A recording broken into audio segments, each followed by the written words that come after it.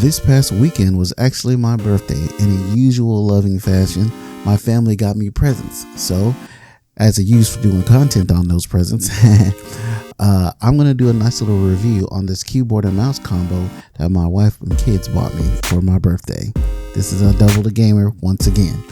So this mouse and keyboard that my wife bought me for my birthday is by a company called 8BitDo. Now, what is it? Yeah, no, actually it's 8BitDo. I had to look that up because I thought it was like 8BitDo Nintendo, but no, it's pronounced 8BitDo. And it's basically a retro, really clicky keyboard shaped like in the color scheme of a old NES, and a mouse that matches it with the little thumb pad on the side. It's pretty cool. I really enjoyed it. So I'm going to do a little review on this bad boy and let you guys check it out, see if it's something that you might want to get as a present for yourself or for somebody else.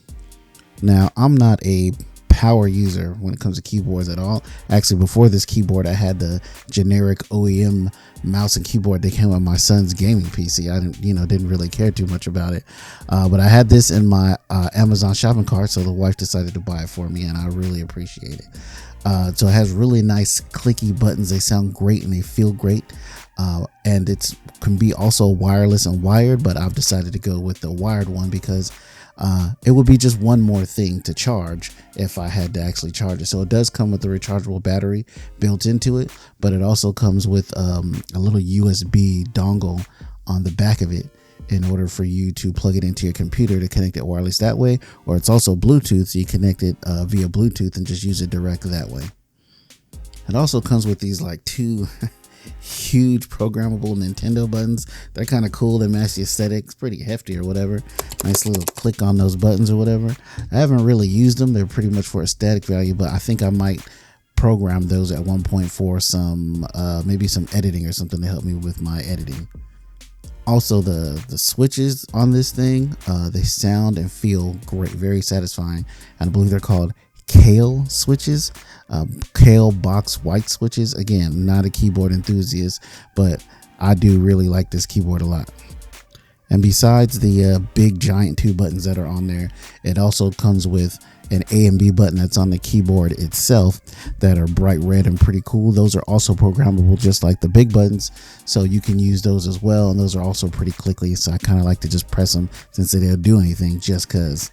So then, like I said, this is a mouse and keyboard combo, so it came with a nice little mouse that's like exactly just like it, with the little thumb pad for the Nintendo looking directional pad on the front and back, and two little red buttons on the front.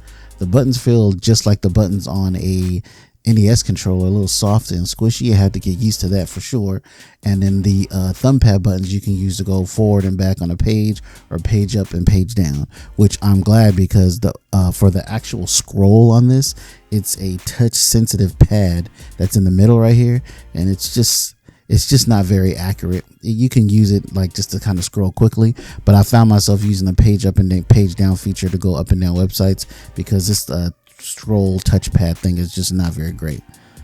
I am not a hardcore PC gamer where I use a mouse and keyboard. I always say my PC is basically a glorified console because I'm a controller player only.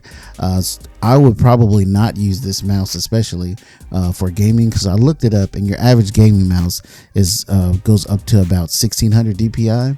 And this one only goes up to about 1000, so that accuracy for that Twitch gaming is probably not there. But for everyday use and web scrolling or whatnot, the mouse works just fine. Also, it completes the look, kind of brings the whole thing together. So as usual, I kind of do a pros and cons for all the little stuff that I do reviews on that I like. And I would say the pros are, I think, just freaking looks nice, man. It's hella nice. The buttons are real clicky and feels very fancy. I like it a lot. And just the look of it just looks freaking great. Also, again, the buttons are just so clicky. I just love that clickiness of the buttons and whatnot.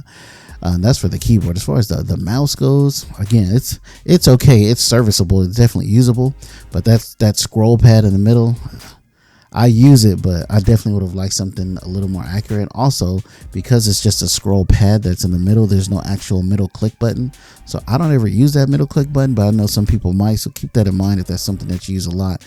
You'll basically maybe want to use one of the programmable buttons to make to switch out for that, but I never used the middle button, so it didn't bother me much, but I can see how that'd be a problem for some people. I guess I would say for the keyboard, the only thing I don't like is that it doesn't come with a number pad built into the keyboard itself.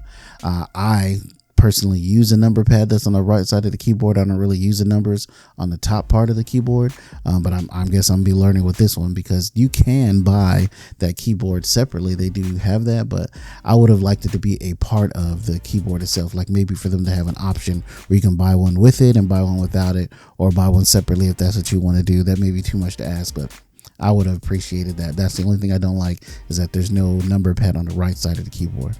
So then that last question that's always asked, is it worth it? And I'm pretty sure in every video I say I hate that question, because what is it?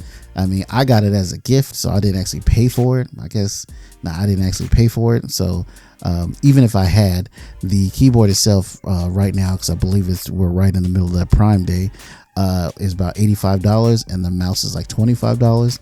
Mouse is definitely worth $25. Keyboard being about $100, you can probably get something similar with the same kind of quality, but I think it was worth it. Even if I had paid for this, I wouldn't feel disappointed by it. So good on 8BitDo instead of 8BitDo. So remember, it's 8BitDo and not it's 8BitDo and not 8BitDo. 8BitDo, like what that mouth do. So all in all, of course, it was a great and thoughtful gift. I really appreciate it. Thanks, babe.